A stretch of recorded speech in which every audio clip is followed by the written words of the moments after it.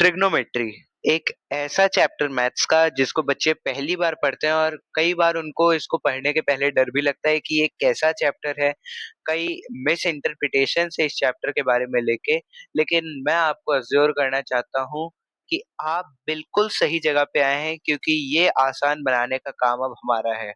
Trigonometry, जैसे कि इसका नाम है, मैं इसको सबसे पहले बेसिक से एक्सप्लेन करूंगा।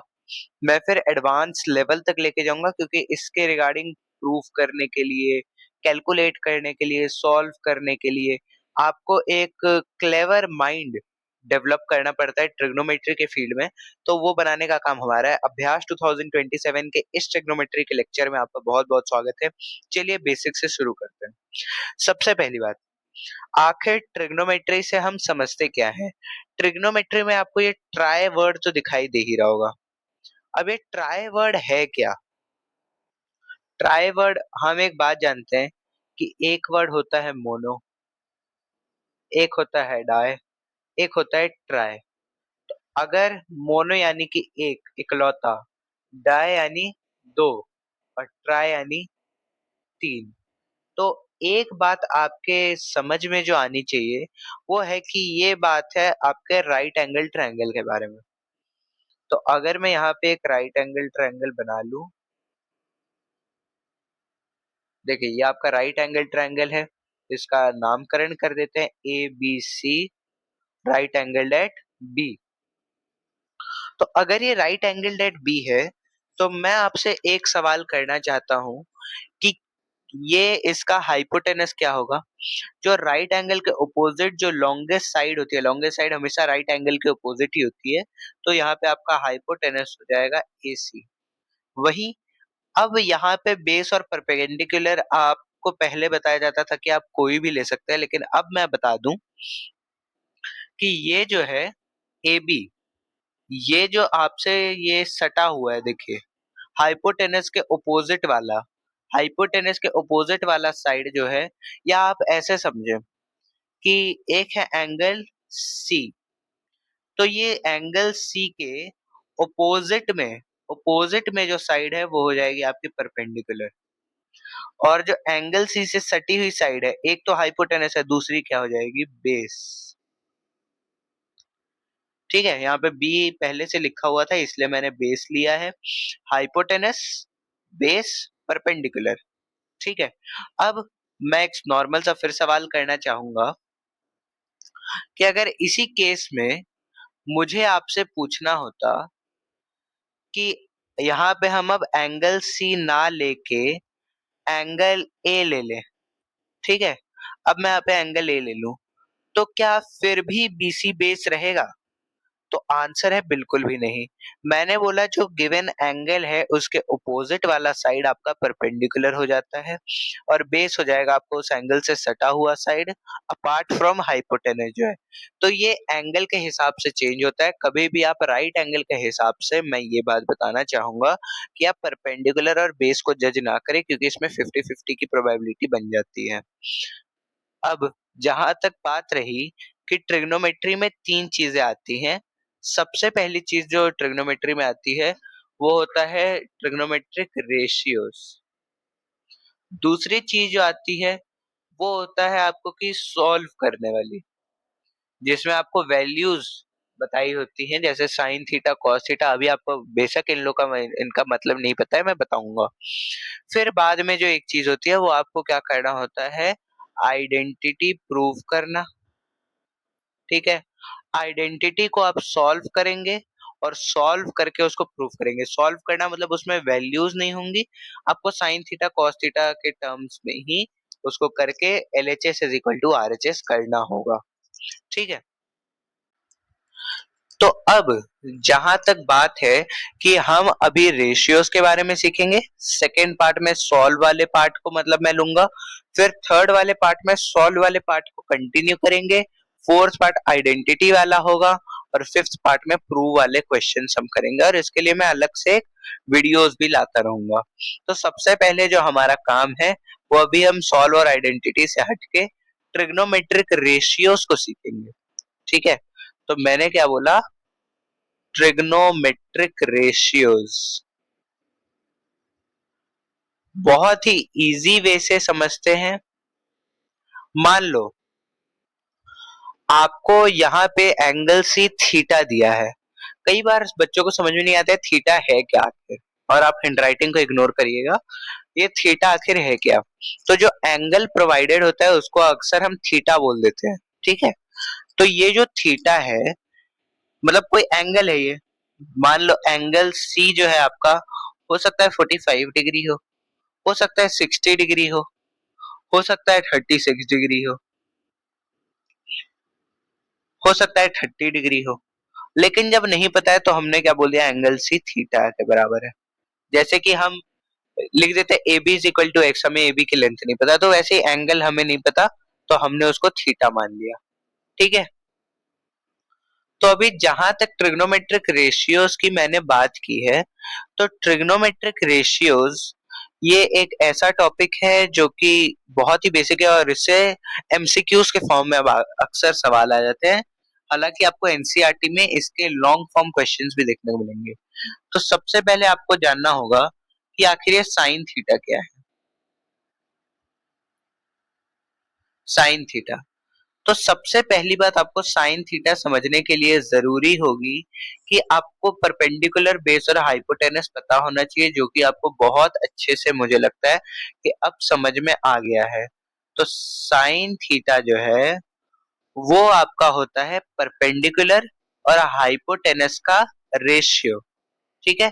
किसका, परपेंडिकुलर और हाइपोटेनस का रेशियो। यानी कि ये जो थीटा है, ये जो एंगल सी है, इसका परपेंडिकुलर पी हो जाएगा परपेंडिकुलर ए बी। तो यहाँ पे ए बी, और मान लो ये आपका हाइपोटेनस, मान लो नहीं इस केस में है, तो ए सी आपका हाइपोटेनस। तो साइन थीटा हो जाएगा ए बी अपॉन ए सी, ठीक है। ये रेशियोज के बारे में बात है। रेशियो मतलब नॉर्मल डिवीजन में है, जैसे P इज टू एच, यानी P upon H which is A B upon A C. अब हो सकता है इनका रेशियो जो हो वो हो सकता है 1/2 के बराबर, ठीक है।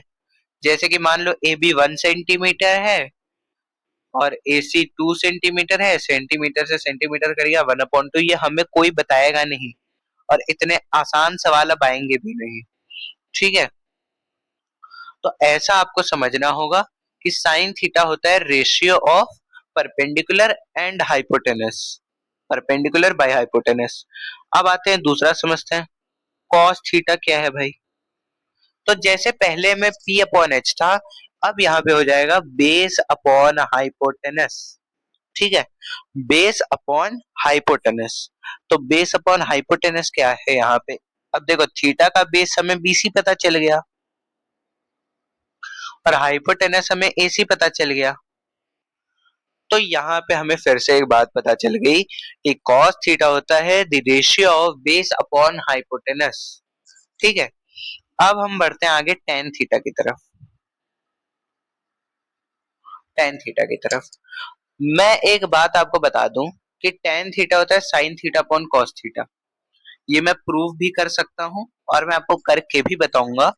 जहां तक अब तक बात रही कि टेन थीटा का रेशियो क्या है, टेन थीटा रेशियो होता है परपेंडिकुलर अपॉन बेस का, ठीक है। जैसे इस केस में थीटा ये परपेंडिकुलर अपोजिट हो जाएगा, जो इस एंगल के अपोजिट साइड है, ए बी अपॉन बेस क्या हो जाएगा बी सी, ठीक है।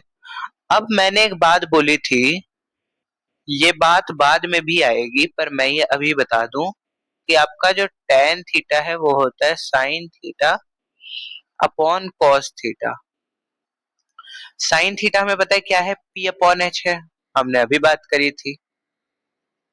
कॉस थीटा क्या है, cos theta B upon H है, ये भी हमें बात पता है। आपको एक बात पता होगी, जब ऐसे में डिवीजन आता है तो H ऊपर चला जाता है और B यहाँ पे नीचे वाले से हो जाता है। जो सबसे नीचे वाला जो होता है वो सबसे ऊपर मल्टीप्लीकेशन में चला जाता है। मैं सिंपली बताऊं तो देखो P upon H divided by B upon H है, अगर मुझे मल्टीप्लीकेशन में लाना है तो P अपॉन एच को मल्टीप्लीकेशन के साथ H अपॉन B कर दूंगा, ठीक है। अब मैं इसको सीधा सीधा काट भी सकता हूँ, तो ये क्या बन जाएगा P अपॉन B, और यही आ गया P अपॉन B। तो इससे एक बात प्रूव हो जाती है कि sine theta upon cos theta is equal to tan theta. खैर ये बात जानने वाली नहीं थी अभी, तो ये मैं अभी के लिए हटा देता हूँ। ठीक है, ये बात हम फिर से बाद में जानेंगे, तो आपको इसकी चिंता करने की कोई जरूरत नहीं है। ठीक है, तो ये P अपॉन बी होता है आपका टेन थीटा। अब कोई मुझसे पूछे आगे कि साइन थीटा कॉस थीटा क्यों ये वैल्यूज हैं, तो ये अभी आपके जानने की कोई जरूरत नहीं है, और इसके पीछे बहुत बड़े बड़े रीजंस थे जो कि अभी आपके सिलेबस में है, और वो वेस्ट ऑफ टाइम भी होगा। तो मैं आपको रिकमेंड करूंगा आप साइन थीटा का ये याद कर लो, कॉस थीटा का ये याद कर लो, टेन थीटा का याद नहीं हो रहा है, कोई प्रॉब्लम की बात नहीं है। Sign theta upon cos theta बचा है, तो देखो कैसे हम ये काट देंगे, क्या बचेगा, P अपॉन बी बच जाएगा, है कि नहीं। या टेन थीटा तक आप याद कर लो। अब तीन रेशियो हमने पढ़ लिया, sign theta cos theta tan theta. ठीक है, अब मुझे आपको जो एक इम्पोर्टेंट बात बतानी है वो ये है कि अक्सर जो प्रूविंग वाले क्वेश्चंस भी होंगे, आप जानते होंगे, नहीं जानते तो कोई बात नहीं है, आप ये पहली बार इस चीज से इंट्रोड्यूस हो रहे हैं। टेन थीटा का अगर कोई आपके पास आया कि टेन थीटा को इस चीज में कन्वर्ट कर दो, हम किसी भी चीज को, किसी भी रेशियो को किसी भी रेशियो में कन्वर्ट कर सकते हैं, ये हम आने वाले लेक्चर्स में सीखेंगे। तो इसके पहले बाकी तीन रेशियोज भी आप जान लो। बाकी तीन रेशियोज जो हैं, अब तक के तीन मैं उम्मीद करता हूं आपको बहुत ही आसानी के साथ समझ में आए होंगे। अभी हम बढ़ते हैं कोसेक थीटा की तरफ। कोसेक थीटा, कोसेक थीटा आपका जैसे P अपॉन एच आपने बोला था, तो अब आप H अपॉन P कर दो। ये साइन थीटा का ऑपोजिट है, यानी कि आप साइन थीटा को पलट दो, डिनोमिनेटर डिनोमिनेटर न्यूमरेटर बन जाएगा, न्यूमरेटर डिनोमिनेटर बन जाएगा। अब इस केस में कोसेक थीटा जो है यहाँ पे H क्या हो जाएगा आपका AC हो जाएगा, और परपेंडिकुलर क्या हो जाएगा आपका AB हो जाएगा। ठीक है, वैसे ही सेक थीटा एक है। सेक थीटा क्या है भाई, अब सेक थीटा हो जाएगा कॉस थीटा का ऑपोजिट, तो H अपॉन बी, जैसे यहाँ पे B अपॉन एस अब मैंने पलट दिया, H अपॉन बी हो जाएगा AC अपॉन BC। ठीक है, और अब जहां तक बात रही कॉट थीटा की, तो मैं बता दूं कॉट थीटा जो है, जो कॉट थीटा है आपका, वो कॉट थीटा टेन थीटा का ऑपोजिट है, यानी B अपॉन P, यानी कि BC अपॉन AB। और मैं एक बात बता दूं कि आपका जो कॉट थीटा होता है वो होता है cos theta upon sine theta का रेशियो। तो जैसे मेरे पास B अपॉन एच डिवीजन में था P अपॉन एच, तो ये जैसे मैं मल्टीप्लिकेशन में इसको ला दूंगा, तो ये जब मैं ऊपर कर दूंगा तो ये देखो क्या बन जाएगा, B अपॉन P। यही आ गया, और ये बराबर हो गए, बिल्कुल बराबर हो गए। तो मैं आपको दो बातें और जो अब तक बता चुका हूं, वो एक तो हो जाएगा cot theta is equal to cos theta by sine theta, और एक जो बात मैंने बता दी है कि your tan theta is equal to sine theta by cos theta. ठीक है, ये दो बातें आप याद रख लेंगे तो वेल एंड गुड, लेकिन अगर याद नहीं हो पा रही है तो इसके बारे में हम आगे भी बात करेंगे, कोई प्रॉब्लम की बात नहीं है। अब कई बच्चों के मन में ये भी सवाल आना चाहिए या आया भी होगा कि साइन थीटा का जो P अपॉन एच है रेशियो, और जो कोसेक थीटा का जो रेशियो है H अपॉन P, तो ये दोनों अपोजिट एक दूसरे से कैसे है। तो मैं एक बात बताना आपको चाहूंगा एट द सेम टाइम, जो ये बात बाद में जाके बताई जाती है, मैं चाहूंगा कि आप नेक्स्ट टाइम आए तो इसको भी याद में रखते हैं। साइन थीटा आपका वन अपॉन कोसेक थीटा के बराबर होता है, या जो कोसेक थीटा है आपका वो आपका वन अपॉन साइन थीटा के बराबर होता है। ठीक है, ये एक बात हमें पता चल गई। ठीक है, अब एक बात सीखते हैं। हमने देखा था कॉस थीटा का ऑपोजिट है सेक थीटा, बिल्कुल रेशियो के मामले में। हाँ, तो कॉस थीटा जो है वो हो जाएगा वन अपॉन सेक थीटा। ठीक है, या सेक थीटा जो है वो हो जाएगा आपका वन अपॉन कॉस थीटा। तो ये भी आप डब्बे में नोट कर लो। ये बात अगर आप नोट कर लेंगे तो आपके लिए बढ़िया है, नहीं तो ये नोट्स अगर आप कहेंगे तो मैं आपको प्रोवाइड भी कर दूंगा। दूसरी बात, हमने देखा था tan थीटा होता है p upon b, cot theta हो जाएगा b अपॉन p। तो ये उल्टा कैसे, यानी इनके भी बीच में कोई रिलेशन है, वो रिलेशन है tan theta is equal to 1 upon cot theta, या cot theta is equal to 1 upon tan theta. तो ये बात आपके लिए जाननी अत्यंत महत्वपूर्ण, बहुत जरूरी हो जाती है।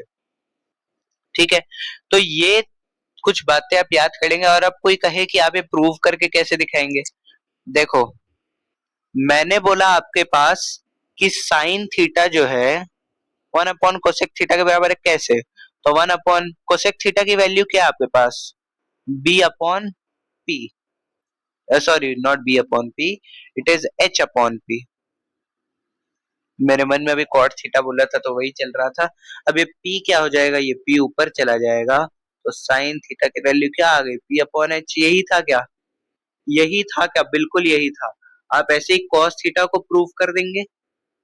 cos थीटा है आपका 1 अपॉन b अपॉन h, यानी सॉरी ये sec थीटा के बराबर होता है, तो ये h अपॉन b हो जाएगा। तो ये इसकी वैल्यू क्या आ जाएगी आपकी, b अपॉन h। वैसे ही tan थीटा की जहां तक बात है, 1 अपॉन cot थीटा की वैल्यू क्या होती है, b अपॉन p। तो ऊपर चला जाएगा, क्या बन जाएगा, p अपॉन b। ये मल्टीप्लीकेशन का रूल है, ये नीचे वाले सारे ऊपर चले जाएंगे मल्टीप्लीकेशन में। ठीक है, तो ऐसे करने से आपका ये भी प्रूव हो जाता है। अब कोई बोलेगा कि भैया ये याद कैसे करेंगे, तो रटना पड़ेगा। मैं कहूंगा बिल्कुल मत रटो, आप पहले याद कर लो। एक इसका रूल होता है जो कि मैं आपको रिकमेंड करूंगा कि आप याद कर लो, पंडित बद्री प्रसाद हर हर भोले। ठीक है, तो एक बात जो हमें पता चली, देखो p अपॉन एच ये आप ऐसे ऐसे भी कर सकते हो। ठीक है, तो p अपॉन एच ये क्या हो जाएगा, ये हो जाएगा आपका साइन थीटा, ये हो जाएगा आपका कॉस थीटा, ये हो जाएगा आपका टेन थीटा। अब मैं इसी को अगर पलट दूं, अब मैं अगर इसी को पलट दूं, मैंने कहा नहीं भाई, मैं अब इसी को पलट दूंगा, तो h अपॉन पी अब क्या हो जाएगा आपका, ये हो जाएगा आपका कोसेक थीटा, ये हो जाएगा आपका सेक थीटा, ये हो जाएगा आपका कॉट थीटा। कैसे, h अपॉन पी हमने देखा था क्या होता है आपका कोसेक थीटा। ठीक है, b अपॉन h क्या होता है, सॉरी h अपॉन b क्या होता है आपका, ये होता है सेक थीटा। और b अपॉन p क्या होता है आपका, ये होता है आपका कॉट थीटा। तो ये थी कुछ बातें, इसको याद करने का एक तरीका मैंने बताया।